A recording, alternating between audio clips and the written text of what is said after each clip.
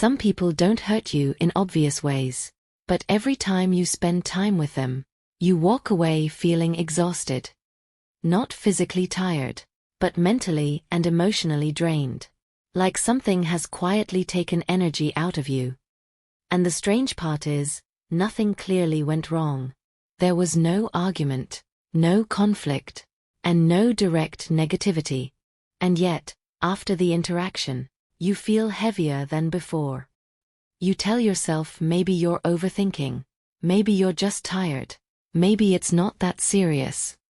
But the feeling keeps repeating. And that's when it starts to mean something. Because emotional exhaustion is rarely random. It comes from how someone makes you feel, even if they don't say anything directly.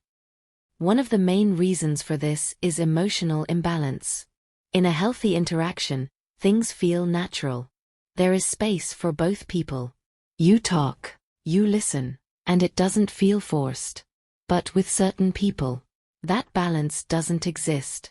You might find yourself constantly listening, constantly adjusting, or constantly trying to maintain the conversation.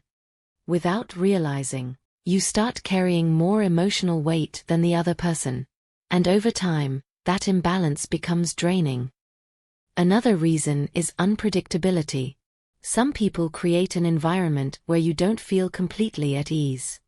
You might think twice before speaking, or replay your words after the conversation ends. That quiet tension takes energy, because instead of being present, your mind stays busy trying not to say the wrong thing. Then there are people who bring subtle negativity into every interaction. Not always in an obvious way, but through constant complaining, criticism, or general heaviness of seeing things. When you're around such people for too long, it slowly affects your emotional state. You might not notice it immediately, but your mind absorbs more than you think. Another important factor is emotional boundaries. Some people expect more from others than they give back. They may rely on you for support and attention, without realizing how much they are taking. If you're someone who naturally listens, cares, or tries to help, you might not set limits easily. And when there are no clear boundaries, it becomes easy to give more energy than you can afford. That's when interactions start to feel like a responsibility, instead of a connection. Sometimes people trigger parts of you that are already sensitive. They remind you of your past experiences, or bring out insecurities you thought you had moved past.